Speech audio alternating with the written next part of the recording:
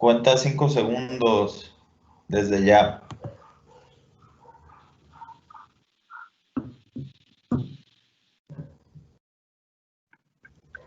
Bienvenidos sean todos a nuestra última ponencia del simposio. Recordaremos algunos detalles técnicos de manera resumida. 1. Las preguntas deben ser bien redactadas y específicas. Estas serán resueltas al final de la ponencia si el tiempo nos lo permite. De lo contrario, se resolverá en un tiempo extra con nuestro ponente y se dará a conocer en la cuenta de YouTube AESI Oficial. Es importante recordar llenar los links de asistencia que estarán disponibles 15 minutos antes y 15 minutos después de la ponencia. Por favor, agregar sus datos completos en cada formulario. Importante, la evaluación final para la misma acreditación se podrá acceder 1 hora después de que la ponencia finalice y esta estará abierta en un lapso de 24 horas. Es necesario obtener un puntaje igual o mayor de 80, es decir, 12 preguntas correctas de las 15 disponibles. El tema a continuación es cardiopatías congénitas. Si bien la sospecha de las enfermedades congénitas del corazón se conoce desde hace varios siglos, el nacimiento de la cardiología pediátrica como disciplina médico-quirúrgica tiene apenas 70 años. Desde entonces, el conocimiento, los avances diagnósticos y tecnológicos y la infraestructura hospitalaria han crecido exponencialmente, produciendo mejores resultados. A continuación, es un honor presentar a nuestro siguiente ponente, el doctor José Luis Siller Álvarez, médico cardiólogo pediatra, egresado de la Universidad Autónoma de Nuevo León, quien expondrá el tema cardiopatías congénitas. Bienvenido, doctor. Hola, hola, buenas tardes, saludos desde Monterrey. Ya por fin tenemos buena conectividad. Gracias por la introducción. Mira, uno de los objetivos que yo siempre me pongo a la hora de tratar de interactuar con los futuros médicos, porque pues eso es lo que son ustedes, es un proceso de construcción de la cardiología. Porque yo entré a la cardiología con la iniciativa de aprender cardiología porque a todo el mundo le tenía miedo. Me tocó a mí ver muchos pacientes que en una guardia a la 1 o 2 de la mañana estaban en falla cardíaca clínica franca, pero como no sabíamos si dar diurético o no dar diurético, pasar cargas o no pasar cargas, los doctores que estaban a cargo decían, no le hagas nada, o mañana a las 7 de la mañana viene el cardiólogo y ahí déjalo. Y entonces yo digo, bueno, ¿por qué? O sea, y de raíz de esa iniciativa, bueno, yo entré a este mundo, como tú dices, es una disciplina bebé, si la comparas con otras áreas de la medicina, es muy joven, pero va revolucionando su paso a un ritmo que va a ponerse al corriente con las demás. Y bueno, uno de mis objetivos con ustedes es una deconstrucción de todo ese estigma de que es difícil. Para mí es un área fácil, es un área muy lógica, y voy a empezar con los fundamentos que les van a permitir a ustedes romper esas preconcepciones y si puedo a lo mejor enamorar a uno que otro de lo bonito que es la cardiología, pues yo considero esta charla un éxito. ¿Vale? Vamos a empezar a platicar, a hablar de cardiología. Entonces, para entender cómo puede una arteria pulmonar y una arteria aorta transponerse, o cómo podemos tener un tabique interventricular con una comunicación grande, es importante entender cómo el corazoncito se desarrolla en el periodo fetal. Es un tema muy complicado. Allá en el Instituto de Cardiología nosotros manejábamos flores de pollo. Es muy complejo, pero sí me gustaría que tuviera una muy buena noción de cómo circula en el feto la sangre en una interacción muy profunda con la placenta. Entonces, tenía un video que no puede desgraciadamente correr, pero vamos a ver. Podemos quedarnos con esta imagen. Sí la está viendo, ¿verdad? Tenemos un esquema muy sencillo. ¿Sí? Sí, ya se puede ver. Perfecto. Aquí tenemos una imagen que esquematiza de manera muy sencilla, pero creo que para el fin de la plática podemos quedar con esta imagen. La modelo de circulación fetal, diciendo que es un corazón sano y estamos asumiendo que es a partir de la semana 28 de gesto. ¿Ok? tenemos la vena umbilical, que es única, y dos arterias umbilicales. Y lo podemos ver. El flujo de la vena umbilical. Notemos cómo a nivel hepático se incorpora mediante el ducto venoso a la vena cava inferior. Aquí, en esta unión, es muy importante recordar que tenemos una especie como de esfínter, un anillo muscular que tiene una doble función. La principal función de este esfínter es restringir la sangre que entra en cuanto a volumen y presión. Entonces, si tenemos oscilaciones, ya sea para arriba o para abajo, de volumen y de presión en la vena umbilical, el esfínter va a funcionar como una contención. Pero hay otra función que es mucho más importante, que es que la sangre que atraviesa el esfínter salga a una presión mayor que el flujo un tanto más. ¿Se fijan? Bueno, después de atravesar mediante el ducto venoso, incorporarse a la vena cava, tenemos que se dividen los flujos. ¿Sí? El flujo más pasivo continúa la trayectoria ahora sí que anatómica a través de la válvula tricuspidia y posteriormente se va a la arteria pulmonar. Pero tenemos un flujo que fue el que sale del esfínter del ducto venoso, que atraviesa mediante el foramen oval. Sabemos que normalmente en el corazón tenemos el foramen oval que tiene una especie como de flap, donde la sangre que viene de la vena, del conducto venoso, recordemos que es la sangre que tiene la cantidad privilegiada de oxígeno, de nutrientes, entonces tiene que tener una función especial. A través del esfínter que tiene el ducto venoso, la sangre entra con mucho mayor velocidad, atraviesa la comunicación interauricular y de alguna manera está del otro lado de la circulación. Ya estamos del lado izquierdo, estamos en la aurícula izquierda. De la aurícula izquierda va al ventrículo izquierdo, a la aorta. ¿Y qué tenemos aquí? Los vasos supraórticos. Entonces, esa sangre tiene una cantidad privilegiada de oxígeno y nutrientes. ¿Y a dónde va? Al cerebro. Entonces, tenemos que ahora sí que este circuito de sangre privilegiado está compuesto por tres estructuras fetales. El conducto venoso, la comunicación interauricular, el foramen oval, perdón, y el conducto arterioso. ¿Sale? Esas tres estructuras deben de estar permeables durante toda la gestación hasta el momento que sea el nacimiento. ¿Cuál es el evento detonante de todos los cambios de un bebé en la etapa postnatal? Pues el pinzamiento del cordón umbilical. Entonces, en el momento que pinzamos el cordón umbilical, aparte de la estimulación, aparte que el niño empieza a llorar, se suspende la influencia de prostaglandinas que vienen de la placenta, y son los que mantienen las estructuras como el conducto arterioso, como el ducto venoso, activos y permeables. Entonces tenemos una caída brusca de las prostaglandinas placentarias. Entonces esas estructuras que ya no tienen una función en el recién nacido empiezan a involucionar, se empiezan a cerrar poco a poco, y tenemos ya que, por ejemplo, en el caso de la arteria pulmonar, si ustedes recuerdan, teníamos la sangre que venía de la vena cava inferior, pero como el niño no está respirando en el feto, las arterias pulmonares, las ramas pulmonares estaban cerradas.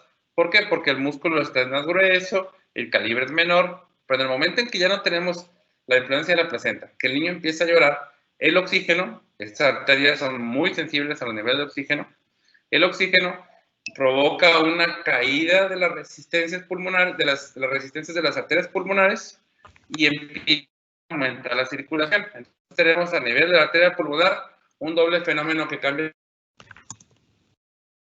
Tenemos la obstrucción del conducto arterioso por la falta de las prostaglandinas y también el aumento del oxígeno, y ya la apertura de la circulación pulmonar a expensas de un aumento de los niveles de oxígeno propiciado por el llanto, que provoca una caída de las resistencias, y ahora sí ya tenemos el modelo definitivo de circulación pulmonar. Entonces ya tenemos al niño que responde, que respira por sí mismo, y ya tenemos los cambios que deben con el tiempo de mostrarse en un niño sano. Y de aquí me parto al primer punto. Voy a volver a la Perfecto. Y bueno, de aquí voy a partir de la circulación fetal. Tengo el primer cambio y los primeros hallazgos que pueden confundirnos a los médicos de primer contacto. A mí me interesaría muchísimo más para ustedes que entiendan las variables normales en un recién nacido sano, que a lo mejor extender información que pudiera ser un poquito compleja y práctica para ustedes, hablando de subtipos de transposición, de doble vía entrada ventrículo izquierdo hipoplásico. Entonces, me gustaría enfocarme en las variables con las que nosotros podemos lidiar en el recién nacido sano y en el infante sano. Para confundirlos, les aseguro, en mi práctica del día a día, la mitad o más del volumen de mi consulta son hallazgos electrocardiográficos que a lo mejor con un poquito más de entrenamiento de la persona que los ve, se hubiera podido evitar esa vuelta y ese susto para los pacientes, ¿no? Entonces volvamos un poquito a la imagen con la que nos quedamos. Se ve bien la imagen, ¿verdad? Está cargando, doctor. Ok. Nada más confírmame que la podemos ver bien. Listo, ya se puede ver. Perfecto. Entonces, les voy a platicar lo derivado de la dinámica de circulación, o mejor dicho, de la transición de circulación fetal a la circulación definitiva. Podemos tener en nuestra consulta, en el servicio social o en quien haga práctica de pediatría, al recién nacido con un hallazgo de soplo cardíaco. Y bueno, tenemos que, aparte de escucharlo y familiarizarnos con los tipos de soplo, tenemos que analizar muchas otras cosas. Pero ¿qué puede provocarnos en un paciente, en un recién nacido sano, un soplo cardíaco? Principalmente la persistencia de conducto arterioso. El cierre anatómico del conducto arterioso se debe de dar normalmente después de las 12 horas de nacido del paciente. Ahora, sabemos que puede diferirse el cierre ya. Entonces, por ejemplo, si tenemos un paciente con un soplo continuo, es maquinario, el paciente está comiendo bien, está teniendo un buen desarrollo ponderal, se debe de citar al paciente en los 3 meses, cuando tenemos la sospecha de conducto arterioso persistente. ¿Cómo sospechamos que el conducto está en vías de cierre? Por un soplo continuo, o sea, es un soplo que está en la sístole y en la diástole. Tenemos taquipnea, no tenemos taquipnea, y el paciente está comiendo bien, su curva conductural es adecuada, y ¿sabes qué? No trae repercusión. Lo citamos en unos 2 meses porque sabemos que el cierre anatómico del conducto arterioso se puede diferir hasta los 3 meses, ¿ok? La otra que pudiéramos tener, por ejemplo, que pudiera yo evitarles a tanto a ustedes como a los pacientes una preocupación o la incertidumbre de que pudiera tener una cardiopatía congénita, es un soplo, aquí le vamos a poner, es un soplo sistólico, un poquito más arriba, en el segundo espacio intercostal, a nivel de la línea media clavicular anterior. Doctor. Y es cuando las arterias pulmonares están todavía terminando ese proceso de apertura. Recordemos que la caída de las resistencias pulmonares derivada de la respiración, de los niveles ya normales de oxígeno, puede ser completa también en los 3 meses. Entonces, ¿cómo sabemos que tenemos ahora sí que la apertura de las arterias pulmonares diferida? Porque por el paciente, de nuevo, tenemos un paciente con adecuada crecimiento, está comiendo bien, su saturación de oxígeno debe ser normal, no hay problema. Entonces el paciente, de nuevo, lo podemos traer en los 3 meses y ver su evolución. Esto en el contexto de una estenosis se llama periférica de la arteria pulmonar, la más común es la izquierda, y no constituye para nada un fenómeno que pudiera preocuparnos. ¿Vale? Les voy a dar otro consejo también muy, muy valioso en el contexto del recién nacido en sus primeros días y semanas. La rutina de la valoración clínica del recién nacido obvia muchas de las veces un dato fundamental, y es la presión diferencial en extremidades superiores e inferiores. Si ustedes se fijaron en la imagen de la circulación fetal, tenemos la inserción del conducto arterioso. Vamos a volver a la imagen. Voy a amplificarlo un poquito. para que sea más productivo.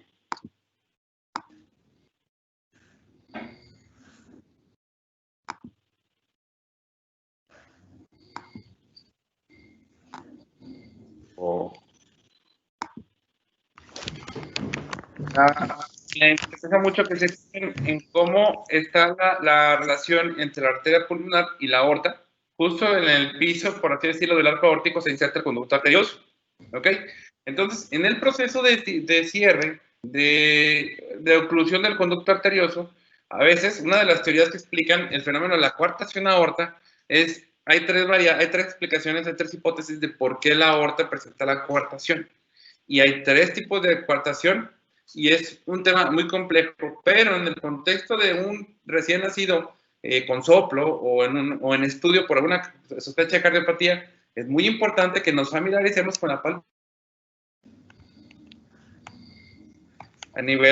Lo más sencillo para mí, yo creo que es percibir el pulso de la arteria ilíaca, y desde luego también no solo familiarizarnos con la palpación de rutina del pulso en los pacientes pediátricos, sobre todo en los recién nacidos, ya que el cierre del conducto arterioso puede ejercer tal presión que puede provocar una coartación. Y también familiarizarnos a la hora de sospechar una cardiopatía congénita con la saturación de rutina también de extremidades superiores e inferiores, porque cualquier proceso obstructivo, cualquier cardiopatía compleja que a lo mejor no presente muchas veces datos muy obvios de repercusión hemodinámica, se puede diagnosticar con la sencilla medición de la saturación comparativa en la extremidad superior y en la extremidad inferior. Les voy a decir un dato muy importante y que puede provocar retrasos de cardiopatías muy complejas, y es el hecho de que las resistencias pulmonares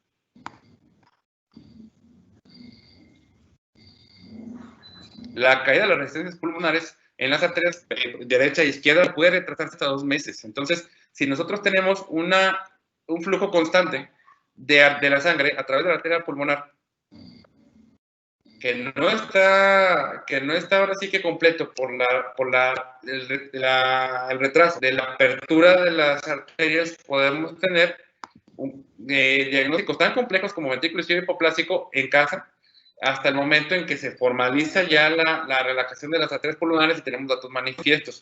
Eso se puede evitar haciendo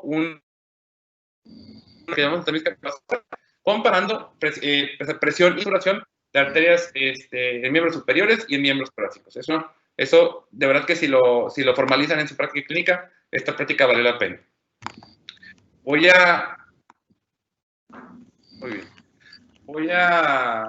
Esa es una especie de introducción de los cambios y los patrones de persistencia de estructuras fetales que nos pueden dar una sospecha de cardiopatía congénita o soplo.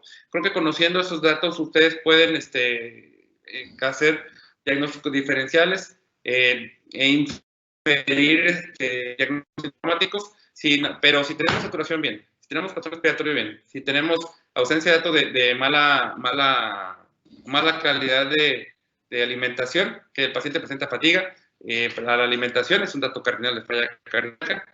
Si solo tenemos los fenómenos auscultativos, ya sea, por ejemplo, el soplo continuo del conducto arterioso o el soplo sistólico de la estenosis periférica, se puede diferir la consulta o podemos de alguna manera tranquilizar a los papás y en lo que se da la atención hacia una referencia de cardiólogo, pediatra o pediatría, nosotros podemos tranquilizar al papá y sabiendo que estamos ante una situación que no es grave.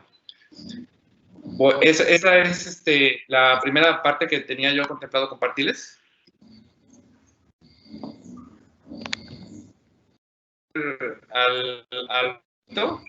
Me gustaría también darles un poquito de nociones del electrocardiograma pediátrico. Es difícil en el tiempo que tengo compartirles mucha información, pero estoy a lo mejor cortando un poquito la información para que lo que tengan ustedes les sirva.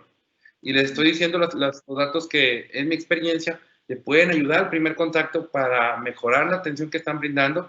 Y después de los soplitos del recién nacido, sin duda, los hallazgos electrocardiográficos constituyen en sí un dato de consulta. Entonces, a mí me gustaría mucho que aparte de lo que de la circulación fetal, entendiéramos muy bien los patrones electrocardiográficos en un niño, porque muchas veces son patrones normales y los pacientes llegan, pues, la familia viene asustada y la verdad es que hay algo normal, ¿sale? Me comentaban que ya tuvieron un taller de electrocardiografía. Mi recomendación es que hay muchas páginas, muchos boletines que mandan diario un electrocardiograma. Vean, con uno que vean y se vayan familiarizando, un día van a entenderle. De veras, es muy bonita la electrocardiografía. Familiarícense y le va a ayudar a prevenir muchos de los diagnósticos que muchas veces se nos van porque no tenemos preparación. En fin, voy a pasar un poquito a las variables normales del electrocardiograma pediátrico.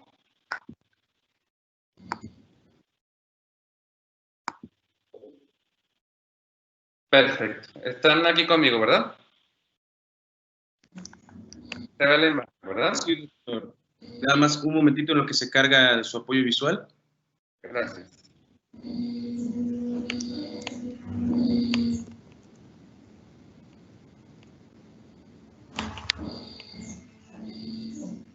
¿Está compartiendo su presentación o es un...?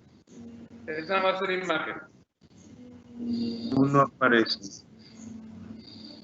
Lo voy a poner.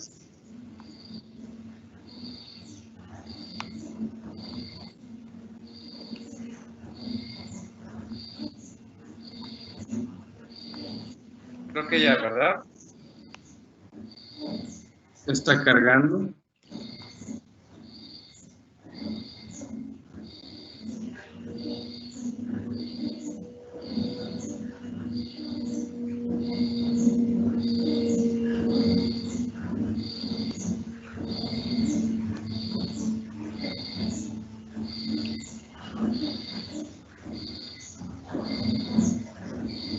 ¿Confirma que ya subió la imagen? Parece... Permítame un momentito.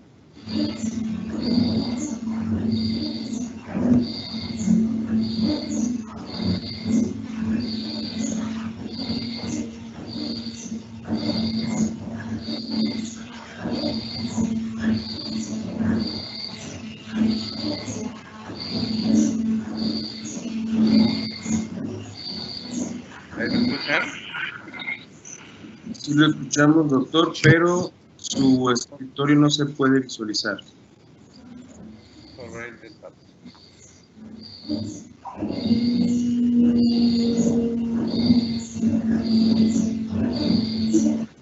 Sí, ¿puede iniciar la presentación? A ver, ahí me puedes confirmar. Yo creo que ya debería poderse ver.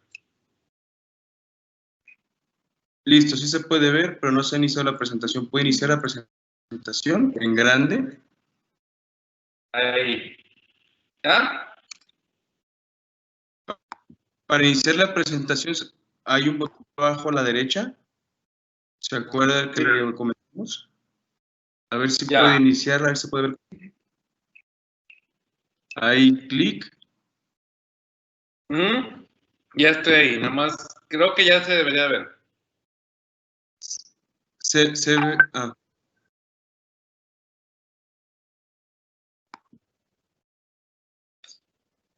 Se ve nada más el PowerPoint en general, doctor. La imagen no se ve. Se ve pequeño. ¿Puede crecerlo un poquito más? Sí, déjame ver si lo podemos.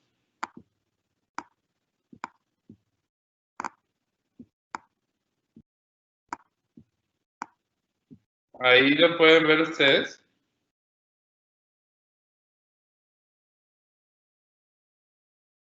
No pudo iniciar la presentación, doctor, con el botón de abajo para hacerlo más grande.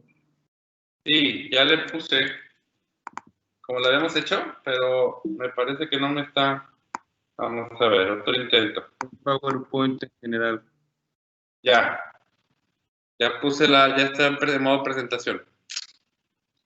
A nosotros nos sigue pareciendo normal, pero puede continuar así. Nada más tratar eso de la imagen, sí la pudo crecer, ¿verdad? Para que se pueda ver un poquito más, mejor. Ahí ya la puse grande. ¿Ahí se ve el electrocardiograma bien?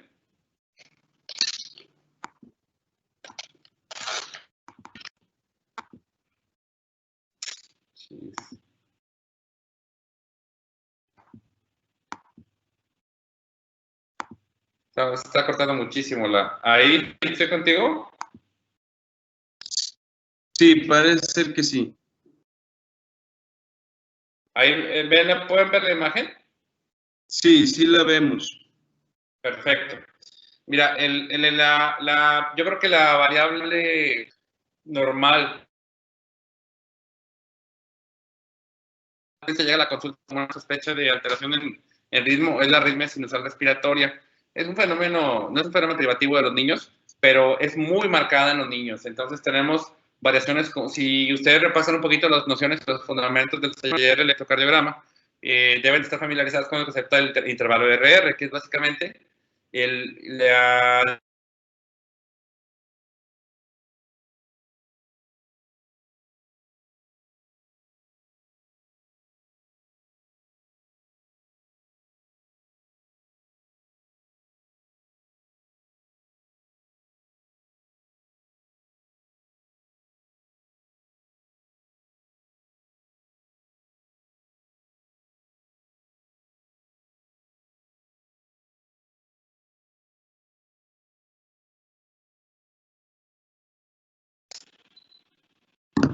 Doctor. ¿Hola?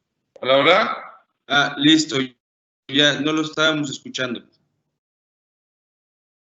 ¿Estoy contigo? Sí, ahorita ya se puede escuchar otra vez.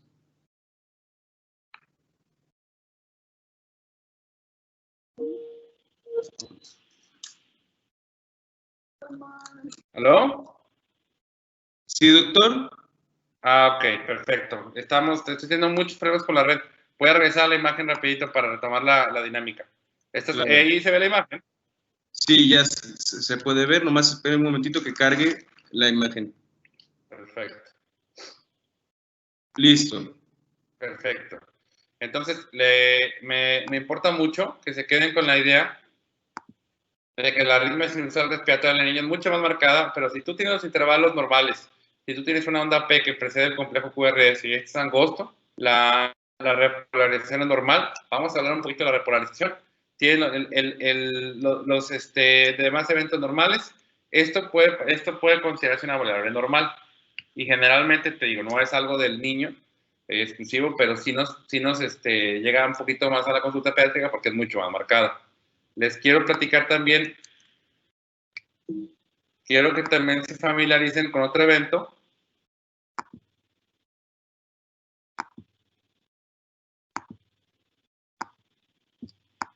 Ahí está.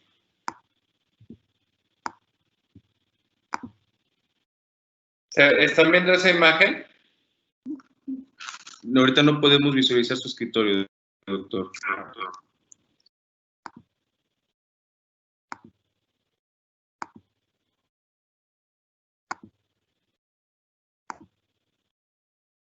Ahí está bien, ¿no? Me parece que ya lo abrí. Sí, puede comenzar la presentación, a ver si puede lograrse como la vez pasada. Ok.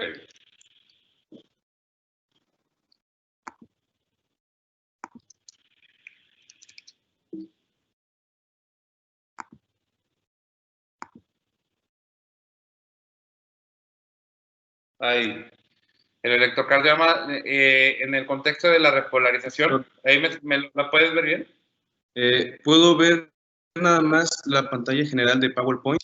¿Qué le parece si selecciona la diapositiva en la que quiere hablar? Si no, se puede iniciar la presentación. Sí. Puede disminuir un poquito el zoom porque aparece... Ahí está, perfecto. Ahí está bien, ¿verdad? Muy bien. Ahí está.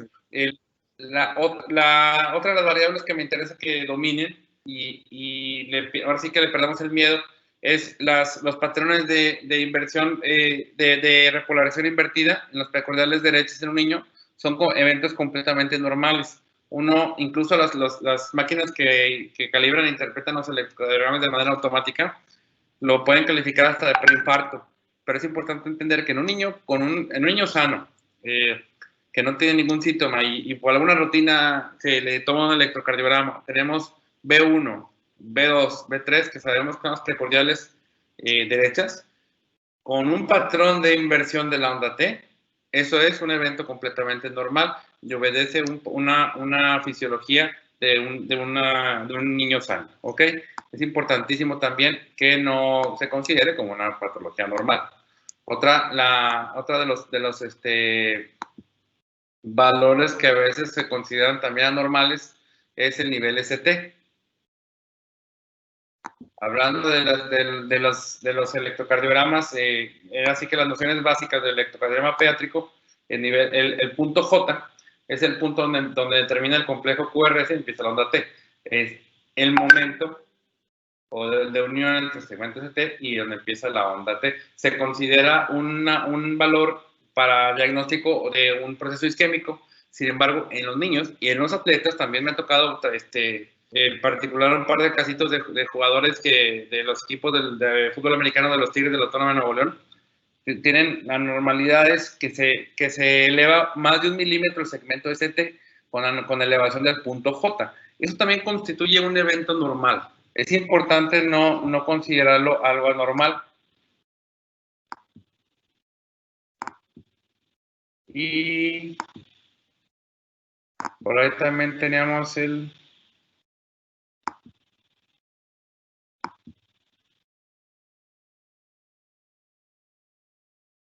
otro ejemplo de las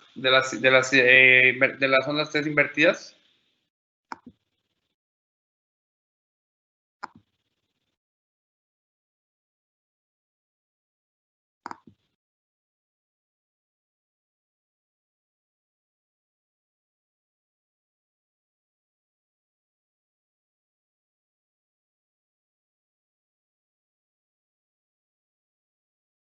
Parece ser que el doctor está teniendo un poquito de problemas técnicos, entonces agradecemos un poquito su paciencia.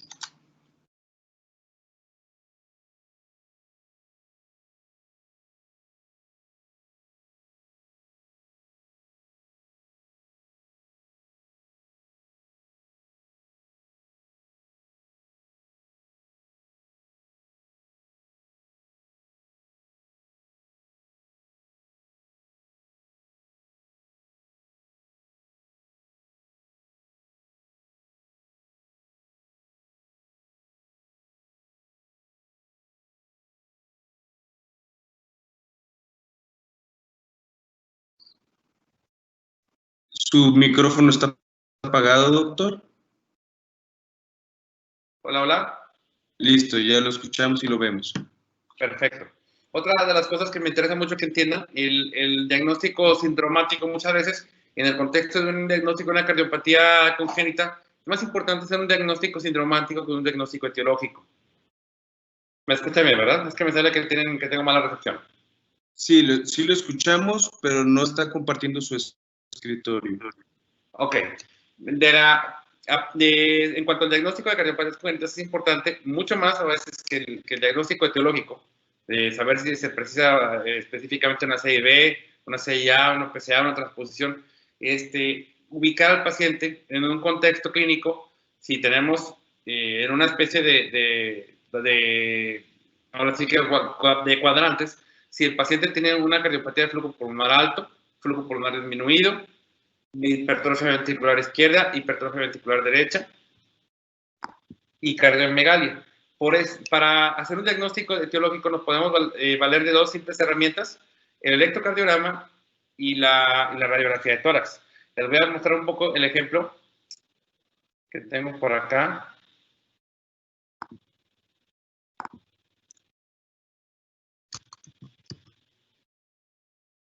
Vamos a poner la...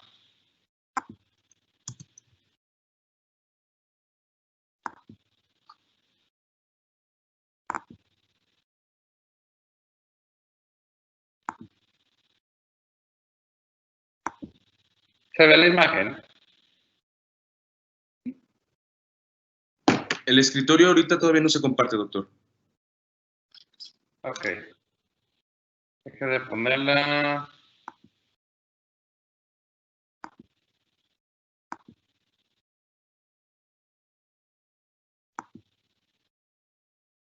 Ahí ya, ¿verdad?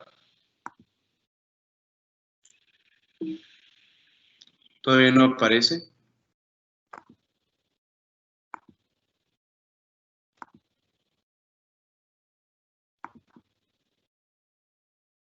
Ahí se ve, ¿no? Ahí la radiografía. Estaba viendo, doctor, pero se quitó. Ok. Usted no se preocupe, doctor. Sabemos que son problemas técnicos que son muy ajenos a nosotros. Entonces, tenemos aquí el tiempo para esperar. Usted no se preocupe. Gracias, nomás que ya la tengo aquí, hombre, nada más necesito la imagen.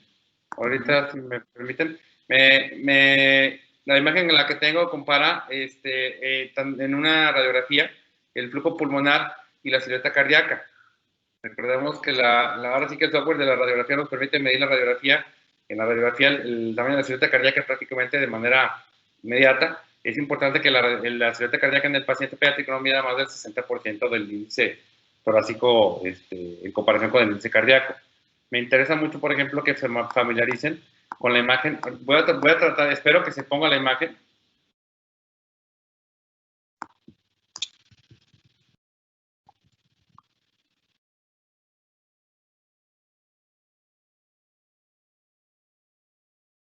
Ahí está.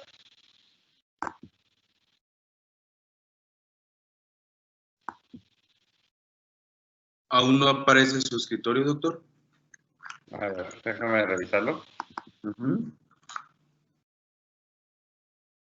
Ahí está. Ahí los de un paciente. ¿No aparece? No, todavía no aparece.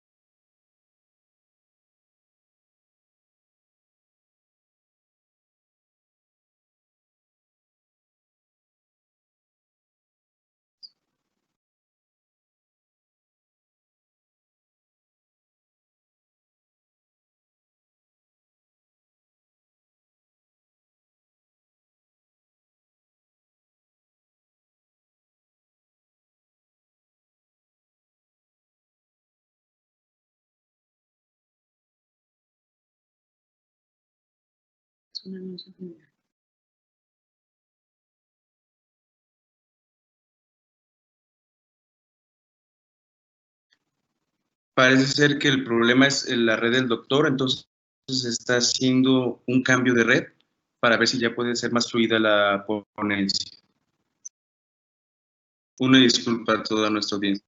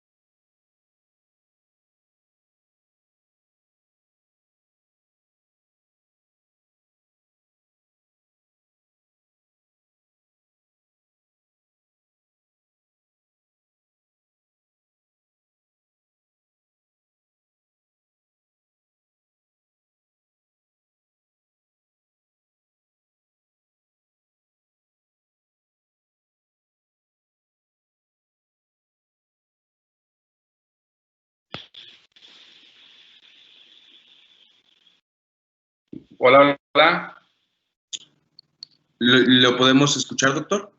Muy bien, una disculpa, está horrible la red. Creo que el problema es de mi lado, ¿eh? Les ofrezco una disculpa, pero vamos a retomarlo rápido, ¿ok? Perfecto.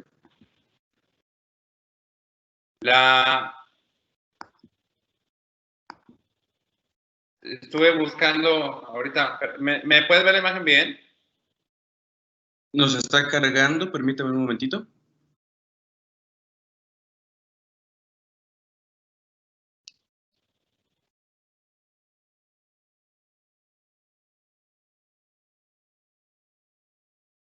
Ahí la pueden ver bien.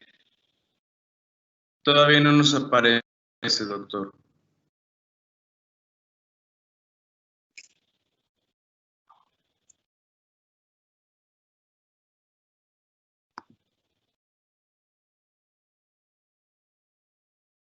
Ya nos aparece compartido su escritorio, Ok.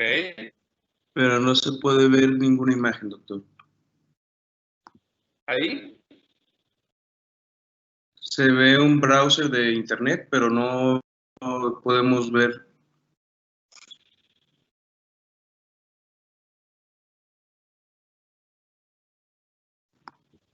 No se preocupe, doctor. Si puede continuar así, no hay problema. A ver, vamos a hacer un último intento.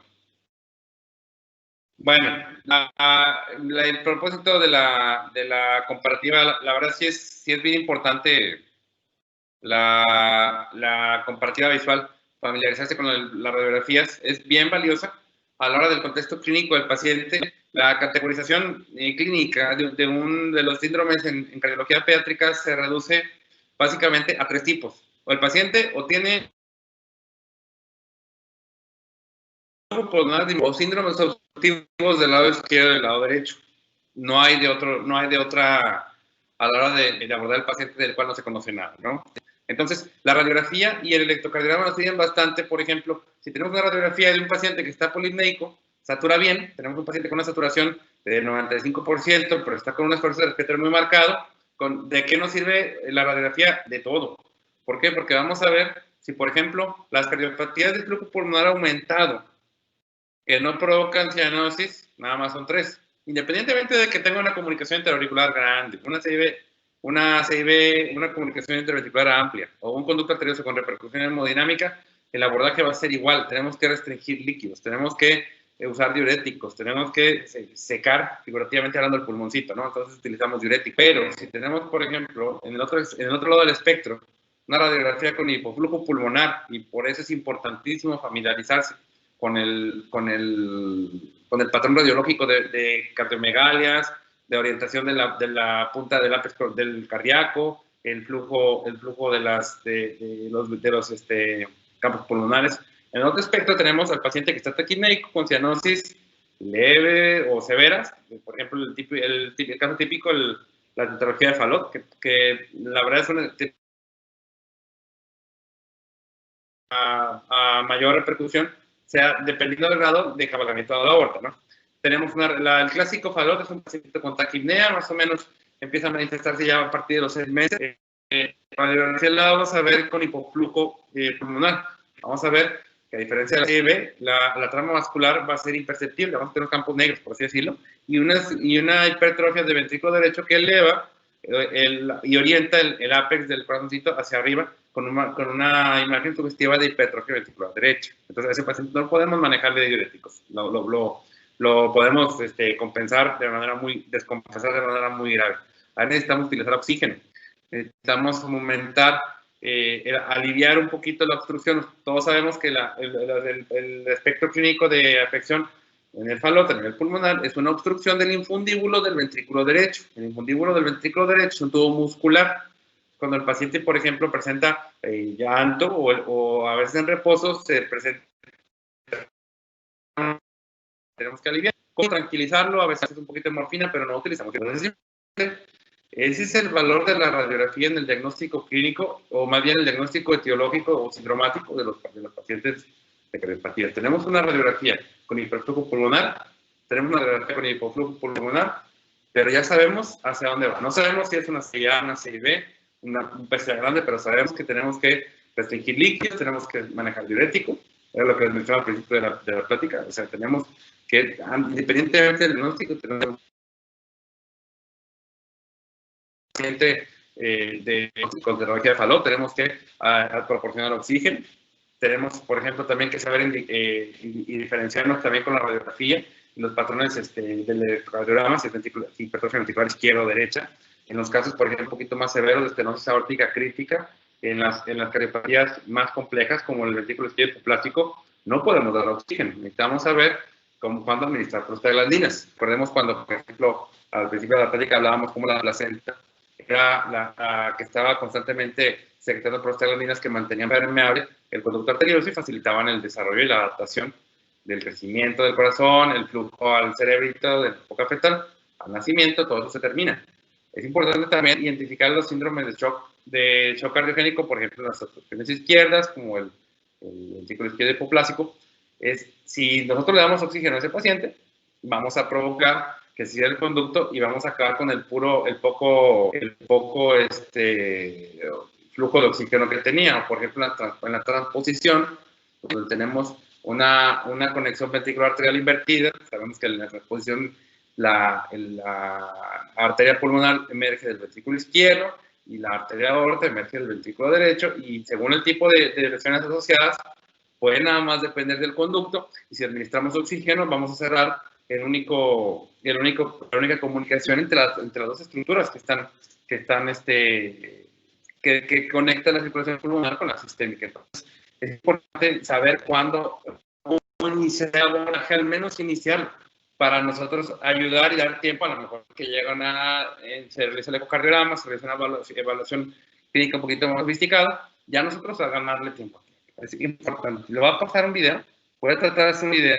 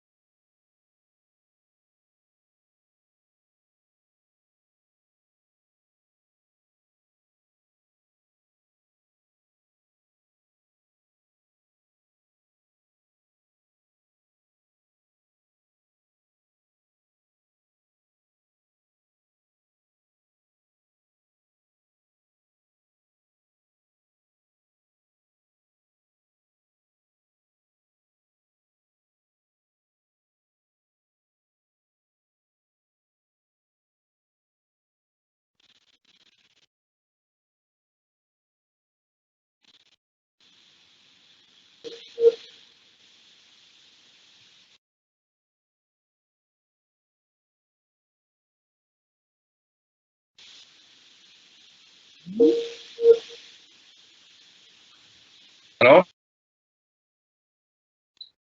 Sí, doctor.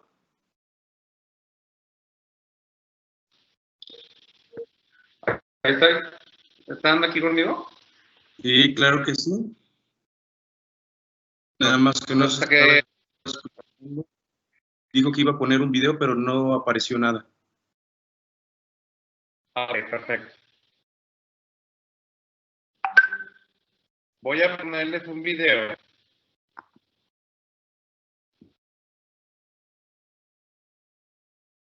Un paciente de una crisis de hipoxia. Eso es, digo, al principio cuando platicaba contigo me recalcaba mucho la intención de que esto fuera productivo, no nomás estar hablando, repitiendo estadísticas, y bueno, las interrupciones no me han ayudado a nada, pero me gustaría mucho que ustedes se familiarizaran.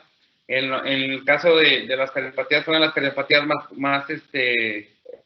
comunes en México. Y recordemos que la incidencia varía mucho, incluso con Estados Unidos tenemos y mucha diferencia, un poquito. Ellos hablan de que la más frecuente es la transposición, para nosotros es la transposición de Fallot. La crisis de hipoxia es como te mencionaba, la complicación más frecuente, y a veces podemos, si la desconocemos, manejarla como espasmo del folloso o como una epilepsia. Es sorprendente cómo se hace un diagnóstico erróneo. Tenía por aquí, es que no me ayuda nada la red, hombre. Voy a a tratar de cargarlo para que lo vean. No podemos ver su escritorio, doctor.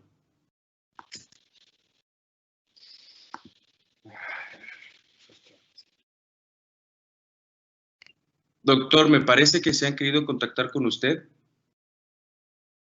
¿Vale? Me parece que se han querido contactar con usted por WhatsApp. A ver, déjame comentarles. Sí. Estoy detallando mucho con la un poquito más mejor planeada con el aspecto de la red sería muy bueno para no quedarles debiendo la información, porque sí me gustaría platicar muchas cosas que en su etapa les van a servir bastante. Yo creo que sí vale la pena posponerla. Está muy mala la red, no me está ayudando bastante. Ya estamos gestionando ahorita con el equipo, vale la pena les dejar realmente. ¿Sí? Sí, usted no se preocupe, entendemos completamente. Son problemas que son ajenos a nosotros. Entonces, estamos gestionando ya con los encargados poder reponer la ponencia para que esto no merme el conocimiento que pudieran adquirir nuestros compañeros estudiantes y los médicos que nos están viendo en este momento.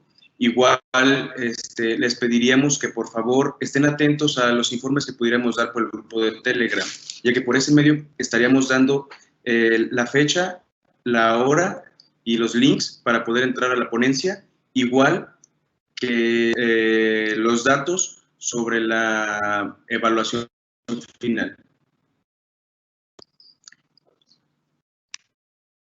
Entonces, doctor, nosotros nos ponemos de acuerdo con usted, lo contactamos en este momento para poder gestionar esta reposición de la ponencia. ¿Le parece bien?